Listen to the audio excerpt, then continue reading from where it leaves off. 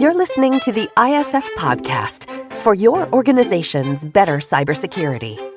Your host, ISF CEO Steve Durbin, is an expert in leadership, business culture transformation, and cyber strategies for today's top enterprises. I'm producer Tavia Gilbert. Financial due diligence is common practice when companies merge or one business acquires another. Cybersecurity due diligence, however, is not quite as common. Yet in a world where the threat landscape changes by the day and risk is growing increasingly complex, solid cybersecurity practices are more important than ever. Today, Steve and I dig into this very topic, and more specifically, what role cybersecurity has in a merger or an acquisition. How is a cybersecurity review done? Why are such reviews so important? How do we balance speed with thoroughness? How do we interpret the results? There's a lot to unpack here, so let's dive right in. Steve, can you explain briefly what it looks like to do a cybersecurity review as part of a traditional due diligence during M&A or during investment? Sure. In an M&A or investment context, a cybersecurity review is really a critical part of that overall technical due diligence. Its goal is to just assess how secure the target company or organization is and how much risk the buyer or the investor is going to be inheriting should they then proceed. The review has a number of different component parts to it. So the first one is governance and policies. So you want to really check to see whether or not there are security policies in place. Now, of course, depends very much on the size of the organization you're talking about. If it's a decent sized acquisition, then you would absolutely expect that to be there and indeed for it to be offered up. Smaller organizations, you may need to ask some of these questions and dig in a little bit more detail. But certainly, first of all, have they got any security policies? Secondly, as part of that review, do they have a chief information security officer or somebody who's formally accountable for security? And then are they using different frameworks, like NIST or like ISO or like the ISF standard good practice? That's the sort of governance and policy high-level review that you'd look at first. Then you'd move more into the technical controls. And this really focuses on things like how's the data being protected? Are there endpoint or network cloud security, for instance, tools in place? And what kind of identity and access management systems do they have? Are they mature? We're seeing a lot of breaches taking place now through immature IAM systems. Mm-hmm. So worth just taking a look at that. That leads quite nicely then into things like vulnerability and threat analysis. Have they had any incidents in the past? Have they had any breaches? What's their penetration testing history like? Have they been doing pen testing? Again, mm-hmm. Some of these things you would absolutely expect in a decent sized organization. Compliance, let's not forget that. Regulatory risk, are they subject to things like GDPR if they're operating across the European Union or handling data from the European Union? HIPAA in the healthcare space, those sorts of things. And always a question that you should ask, and sometimes it causes raised eyebrows, but are there any active investigations or legal risks ongoing related to cybersecurity? You'd probably be asking some of these anyway through the M&A deal team, but you want to be specific in the cyber space. And then one really not to forget is third party. So is there anything going on with third parties or vendor risk that could impact compliance in this space? And then finally, you want to check that they've actually got some form of business continuity and incident response. So have they been testing disaster recovery, for instance? What's the maturity of their backup and recovery infrastructure? So what you're trying to do with some fairly high-level questions is just get a feel for whether or not there are any cybersecurity weaknesses there that can impact the valuation or cause you regulatory liabilities, or worst case, even be deal breakers if the risks are just too high. That's a lot to think about. So whose responsibility is it ideally? Who owns cybersecurity due diligence? Is it legal, risk, IT? Do you bring in outside consultants? What's the best approach for that leadership team? You can bring in outside consultants, but really the ownership of this due diligence process during an M&A or investment, it's all about how you play nicely across your deal team. So you need to have somebody that is the primary owner of the cyber piece, and that's going to be someone from the risk or the information security function. Why? Because they're going to have the technical understanding to evaluate some of the threats or the vulnerabilities that you may come up against. And so the best sort of job title fit is probably the CISO. Could be a cyber risk lead. As I say, if you don't have some of these people, the expertise in house, then you could use a third party cybersecurity firm. Lots of people out there able to do this. ISF can do it as well, of course, but lots of people out there who can do it. But then you need, I said before, it's a team game. You need to have legal and compliance involved. You need to have the IT and technology guys there. And you need to have your corporate risk people there too, because what you're trying to do, as I said before, is to assess how security risk could affect valuation. And of course, we shouldn't forget post-deal integration as well. It's a team game, but from a cyber perspective, you really want somebody leading that who understands the space. Is there anyone who absolutely should not go solo on that? I would say that you can't play a team sport without a team. And for me, M&A is a team game. Yeah. So, you can't go it alone. I think it would be a mistake for somebody to think that they could do this kind of work solo. Right. Because as we've seen with cyber maturing, it now touches so many different parts of the organization. You do need to be involved in just legal. Let's just take that as one piece. Right. Didn't used to see being as involved. Regulatory landscape, we've talked about many, many times, is this sort of patchwork quilt of problems. And when you are getting into M&A or indeed just investment, you really want to make sure that you've covered off all of these different angles, because of course it can be very expensive if you don't. Acquisitions are fast-paced often. These deals are moving quickly. So how do you balance thoroughness and speed when you're doing a potential M&A? That is a good question because, as you say, very often you do have to move at speed. So when timing's really tight, I think the key thing is to prioritize on a risk basis. So you would look at the high impact, high risk areas first. So you would prioritize things like, have there been past breaches or active threats that you're concerned about? What about things like data protection, access controls? I mentioned those before. The regulatory piece, the third parties. So really make sure that if you do nothing else, you cover those off first, because what you're trying to do is to assess, I suppose, a number of things. The first thing is that the crown jewel that you are buying or merging with is and has been kept secure. And so that's where you go first. If you've got more time, then you can start to go in other places, like really get into some of the things that security people like to look at. So do they have multi-factor authentication in place? Smaller organizations, I would say probably not. Right. So with some of these things that we're moving into talking about now, you're going to have to make a judgment call along the way as to whether or not that is a major issue for you. For me, when I've been doing these things, it's really more about having your list of critical areas that impact a deal go, no go. And then you have more advisory areas where you would probably want either the company that you're acquiring, if time, or indeed your own team post-acquisition to focus on to make sure that it's right. I'll give you an example, one that I did not that long ago. We were concerned about some of the GDPR issues there.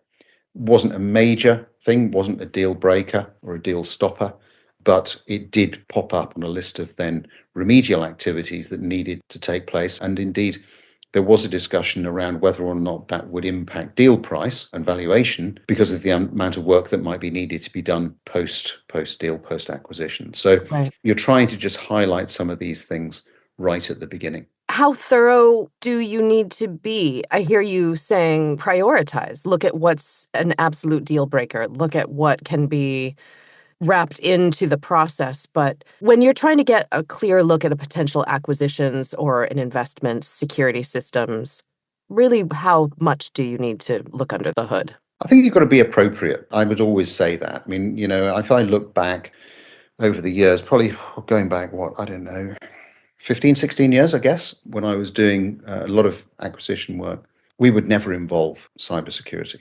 Never involve them. What a sea change. Absolutely. Because it would get in the way. Right. It wasn't as critical. Now, of course, you would be foolish not to involve the cyber guys because everything is so interlinked, and we're talking about data at the end of the day. Every business is really sort of thriving on that. So times have changed. The really short answer to your question is that the depth of study should be appropriate for the deal size, for the risk profile, and indeed apply some industry sensitivity to it as well. So if you're in a highly regulated industry, you're going to have to go much deeper in Right. some of those areas. If you're, say, acquiring somebody in the healthcare sector, you're going to want to understand how they've been handling sensitive data. You're going to want to understand whether or not there has been any regulatory exposure, whether or not there have been any breaches. We've seen, particularly in the healthcare space, we've seen quite a lot of activity there from bad actors. So you just need to be aware of some of these things, but it's about the appropriate level. And I think, again, as a minimum, it's the areas we've just been talking about, the policies, the access controls, and so on. And then if you've got, a very much higher value deal or it's high risk, you do want to go into things like access. You do absolutely want to understand the cloud security configurations. Hmm. Lots of people forget that one, but you need to be looking at that. You need to understand what level of protection is up in the cloud.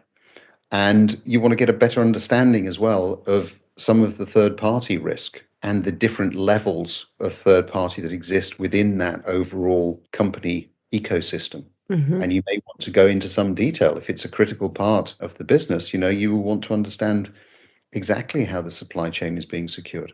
Right. You've already touched on potential for valuation shifts based on what one uncovers in this audit. Talk to us more about that. Are there frameworks that investors might be able to use to quantify this when they're doing their due diligence? How should they think about valuation? Yeah, I mean, valuation is always an interesting piece of the deal. I mean, anybody who's listening to this who's been involved in deals will know that valuation always leads to some interesting discussions. But cyber risk can have a direct impact on valuation.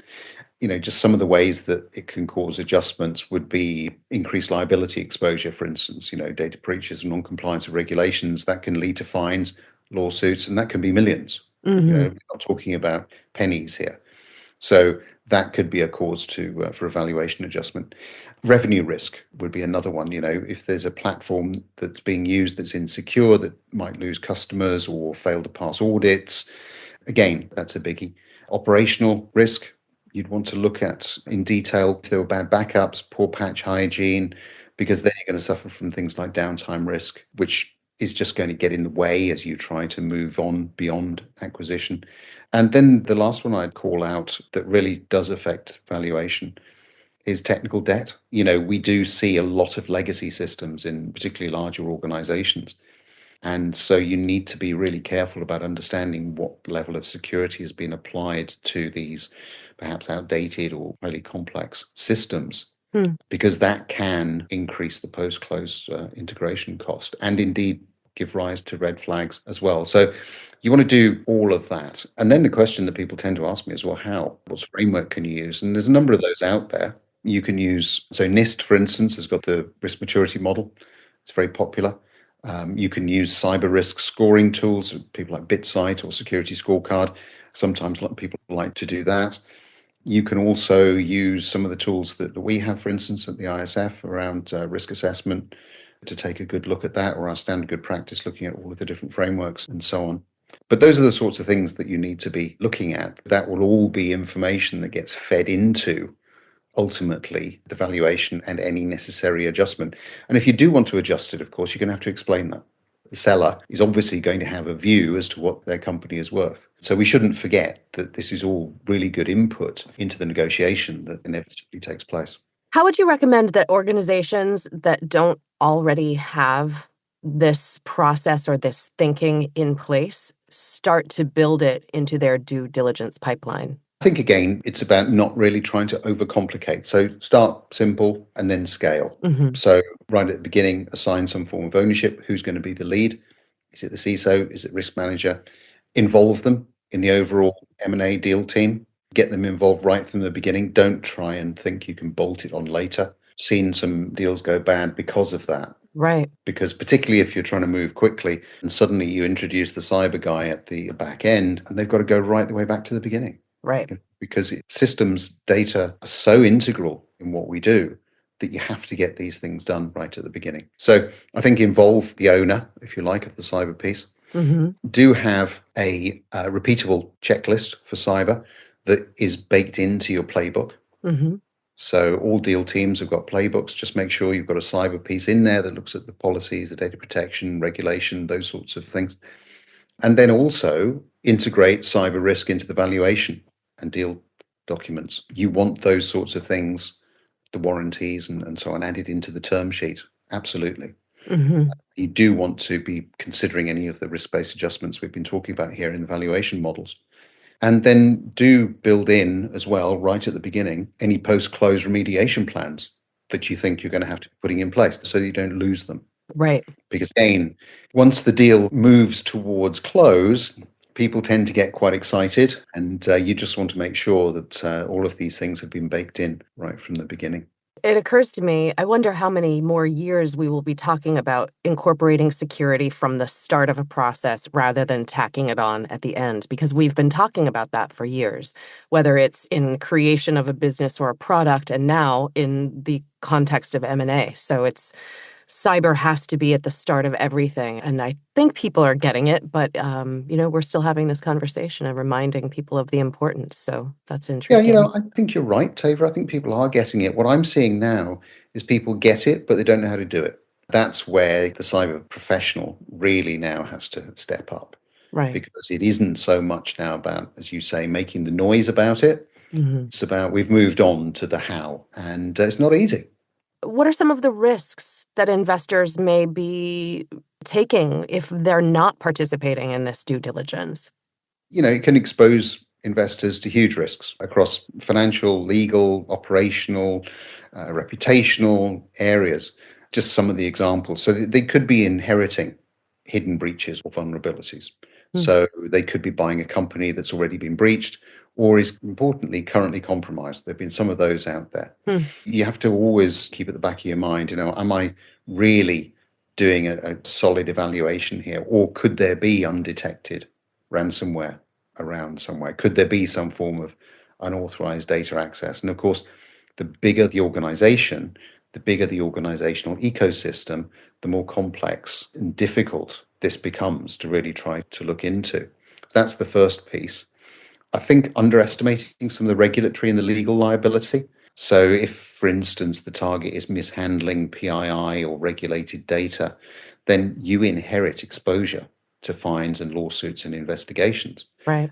Again, just worth bearing in mind that some of these investigations can take a very long time. It isn't just about money, it's about the distraction that it causes to any post-integration work, and it can wipe out the benefit, short-term benefit that you were hoping to derive from an acquisition. Post-acquisition tech debt, I mentioned that slightly earlier, and so integration headaches. So weak cyber today often does point to maybe broader infrastructure issues, perhaps outdated systems, shadow IT, sloppy development practices, and that's costly. I mentioned reputational damage. Right. It sounds obvious, but once you've acquired a company, it's your name that's then on the door. Right. And so anything that goes wrong, your name is in the headline, and that can get messy very, very quickly. And I suppose the final thing is you don't want to miss an opportunity to price in risk or adjust the deal terms. Mm-hmm. I'm not saying with any of these things that you wouldn't necessarily still go ahead, but you'd probably make some form of adjustment in terms of the valuation or put into escrow a certain amount of money until things were fixed. Lots of different options that you look at there. It doesn't always mean that you don't go ahead with the acquisition. You're just trying to do it with your eyes open. Have you seen cases where liabilities that are uncovered after the deal have led to post-acquisition regret or fallout or litigation? And are there obvious red flags in hindsight that the acquirers should have been more aware of? Yeah, there've been a few. There've been some very big ones a few years ago that tended to hit the headlines. We don't see as many hitting headlines now. That doesn't mean to say they're not taking place, of course. Mm-hmm. But ones that spring to mind, I mean, Marriott and Starwood, Mm-hmm. you've got to go back to like 2018 there, where post-acquisition Marriott found a multi-year data breach in Starwood systems. Oof. And the attackers there have been lurking for 4 years. Wow. So, when people think that attackers come onto your network and they're just there, quickly in, quickly out, they're not. Right. They're living with you for a number of years. The fallout from that was a GDPR fine that was about $24 million. Plus, of course, any of the associated long-term brand and customer trust Right. damage could have been avoided. That's the thing. If they had picked up on some of the red flags, like Starwood didn't have any centralized security controls, There was a lack of vulnerability management. There was weak access control across some of the acquired IT assets that they had. So these are all the sorts of things that somebody should have looked at and gone, hold on, I need to dig a bit deeper. Right. That's one. Another very, very big one that was very expensive was Yahoo and Verizon. So after Verizon had agreed to acquire Yahoo for almost $5 billion, Yahoo disclosed 2 breaches that were affecting 1.5 billion user accounts. Wow. So Verizon knocked $350 million off the deal and required some post-close cost sharing for the breach fallout. Again, red flags were things like incomplete disclosure, past incidents, weak incident response, or historical logging, poor forensics capability. So I'd like to think that we've moved beyond that now, but some of the numbers we're talking about here are quite eye-watering. And that's just in fines and costs. Now, that doesn't even begin to quantify time, resource that's required to fix reputation. Something. And reputation, indeed. You really have to make sure that, as best you can anyway, that you're going into these things with your eyes open. In the context of M&A, have you seen successful models or successful approaches for pricing in those cyber risk discount rates during valuation, especially if you're dealing with a company that's operating, as you've pointed out earlier, in a highly regulated or a high-risk sector? Yeah, absolutely. And of course, you appreciate this is also still an area that's continuing to mature. So there isn't sort of one size fits all out there, but there are some emerging models and smart ways of doing it where deal makers are really using them to turn cyber risk into something of a quantifiable input in evaluation. Just some ways of doing it. So adjusting valuation with a cyber risk discount. I actually quite like this one. So if major security gaps are found, acquirers apply a discount rate. Can be anything that's reasonable. So I've seen between 5 at the low end percent, and I've seen up to 20% at the higher end. Wow. It's just to reflect the cost of remediation and the increased risk exposure. And you can structure that how you like. So, you could have perhaps a lower upfront valuation. I mentioned earlier escrow. So that's certainly one of the things. You can have holdbacks that are tied to remediation milestones, or even deferred or earn out based on cybersecurity performance. That one's a little bit more difficult, but certainly the front two, the lower valuation and the escrow or the holdbacks, I've seen they're becoming quite common. Some of the other things that are out there, insurance-driven risk pricing. That's another quite interesting one that's starting to become more common now, where you can look at cyber insurance underwriting reports that look at risks and help investors model premium increases or deductible events. I'm not such a fan on that because not everybody, of course, has cyber insurance and you need to be able to access some of these things. But buyers do sometimes require cyber insurance as a condition of closing. So we've seen that coming in now and pricing the policy cost into the deal, which is what you would perhaps expect. I think with where we're going with all of this is that as the whole cyberspace matures and as organizations get very much more aware of what's going on in this fast-moving space, we are able, and we're starting to see, quantification of cyber risk. Cyber risk does have a price. And again, I know I've been saying this a lot, but it doesn't mean that the deal doesn't happen. Right. It means that you're realistic about what's going to be involved in making it successful post-acquisition. Technology is constantly evolving. We know cyber attackers, become more advanced every day. How do you recommend that firms keep their due diligence processes up to date in such a rapidly changing environment? Some really simple things you can do here. So the first thing, absolutely, regularly update the diligence playbook. So cyber threats change very fast, as we know. And so the process needs to reflect that. So you need to set some form of cadence. I'd recommend at least quarterly for your due diligence framework. Need to involve, again, all of the stakeholders, make sure everyone's having input into that. So regularly update that playbook. Look at things like your threat intelligence and external benchmarks that are out there. Use the different threat feeds to stay ahead of attacker tactics. Look at some of the scoring tools around their BitSight or security scorecard, for instance, and really try to understand how the whole space is shifting.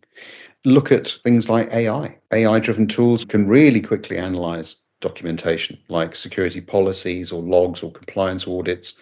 You can get that job done very, very quickly. And so keeping abreast of what it is that AI can actually do and what it can bring to the party in this piece is really important. But don't forget about the people. You've got to train the deal teams. People? when we've got AI? AI is not going to do that for you. Train the legal team on how to spot cyber clauses. Train the financial modelers that you're using on risk-adjusted pricing. And we've covered off some of that. Train the deal team, the deal leads in particular, on some of the cyber risk signals to look out for that we've just been talking about.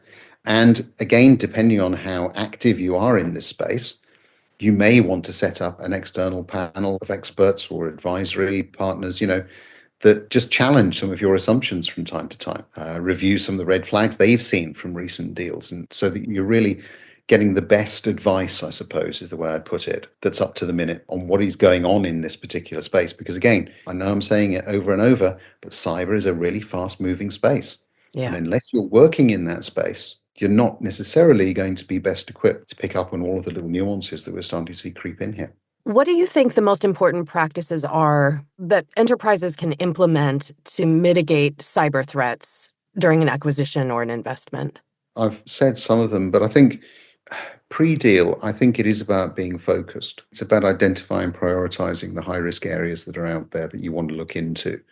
It's about doing things like making sure that the governance is there. It's about scanning for some of the known vulnerabilities. If you're in one particular market sector and you're buying a company in another because of expansion, growth, you're going to need to be covering off a whole range of different things that perhaps might be unusual for you because you haven't been having to look into those areas. So I think, again, taking that sort of broad brush approach to what are the important things as you go in is hugely important. I think that when it comes to some of the more detailed stuff, like the term sheet, for instance, you want to really lock in cyber representations, warranties. You want things in there that talk about disclosure of past breaches or audit failures even. You want things in the term sheet around the commitments, around data protection practices, requirements to maintain specific security standards, pre-close. Mm-hmm. You're doing some of this due diligence, and then, of course, you're going to go away, and then you're going to come back and eventually close the deal, or not. I always like to see as well some form of integration plan that's done at the outset. So where you're just defining simple things like access control transitions. A lot of organizations now are storing their data up in the cloud. So you need to have a way of accessing that data from day one, Right. post-acquisition. Sounds simple. People forget some of these things. And then I think as well, you want to be really digging into perhaps some high-risk vendors or vendors that are operating in high-risk areas, particularly at the moment, with all the talk about tariffs and so on around the world. If your supply chain is over in China, you probably want to take a good look at that and just understand better what some of the implications might be and play out different scenarios.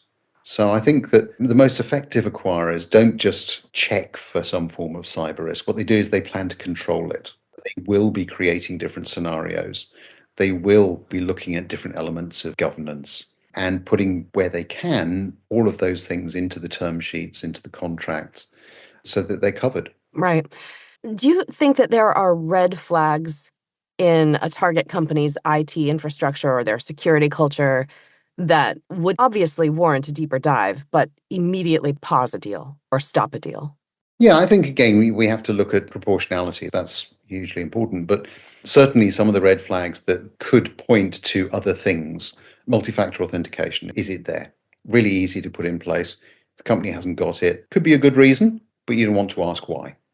Past breaches, yeah, most organizations at some point are going to have a breach. But were there any that weren't remediated in some way or shape or form? If there's a bit of a history of data breaches or ransomware, but there's no documented remediation, then you've still got that risk because you don't know what was done. Right.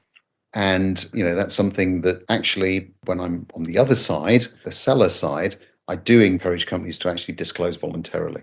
It is so much easier if you're the seller to be front foot with some of these things. You don't want someone to dig around and then it look as if you've been hiding something. If sellers are listening and they've got some of these things in the cupboard, my advice is get it out as soon as possible, put it on the table, because then, at least you're coming at it from a perceived position of trust and integrity. Yeah. Some other things that would be red flags: no security leadership, particularly if you're in a mid-sized to large organization. Small organization, I wouldn't worry so much about it, but I would want to see that there was some level of accountability for security. Yeah. And then I'm assuming that everybody has got some form of documented security policy or an incident response plan. If it isn't there, that's a fairly big one that you will want to dig into. And then just about, the people, the culture. What's the sort of feel in the organization for things like passwords, security awareness training, those sorts of things, because you're going to want to get a good feel for that as well. And again, it doesn't mean with any of these things that you necessarily walk away, but it just does mean that you pause, perhaps dig a little bit deeper, look into it a bit more closely. And in certain instances, of course, they will be deal breakers, and that's fine. You want to identify those as quickly as possible so that you're not wasting people's time. Do you see a future where a cybersecurity audit becomes as common as a financial audit in M&A? I'd like to think so. As I said before, when I first started doing these sorts of things, we didn't consider cyber. Now you'd be foolish not to. But I think there are some other things that have been going on as well. Digital assets now do have a core value in most deals these days. The biggest value driver isn't just physical, it is digital. So particularly around things like data and so on. And so if you are in that kind of line of business, you're going to have to be conducting cyber audits. Breaches, of course, they continue to happen and will continue to do so. Do they kill deals? I wouldn't have said so necessarily, but they certainly come with a very hefty price tag associated with them. So you'd want to make sure that you'd covered that one off. You've also got just the changing landscape when it comes to regulation. Particularly if you're in a highly regulated industry, I don't think you could get away without doing some form of cyber audit these days. So it is changing. And I think, again, boards of directors are also, as I said at the beginning, much more aware. They just don't know how to go about doing some of these things. So again, if you're in the cyber industry, there's a lot of open doors that you can just push on now to really get much more involved in terms of how you can add value to business direction, business strategy.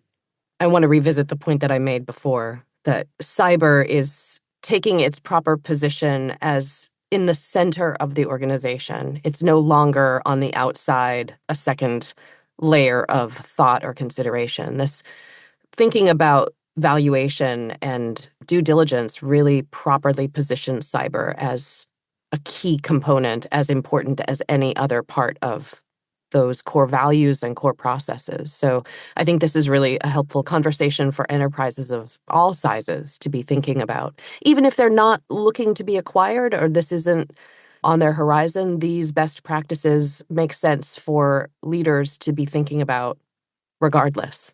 They do. And, I would also encourage another group of leaders who perhaps have aspirations to sell their businesses or float their businesses. Because if you've got something like a 2 to 3 to 5 year exit strategy in mind, then you want to be making sure that your cyber hygiene is as high as possible from the start. It's a lot easier to do then than as you approach that exit point that you've been working so hard for. So even if you're not involved in this kind of stuff today, worth just going through some of the things we've been talking about to make sure that it doesn't come around and bite you further down the track.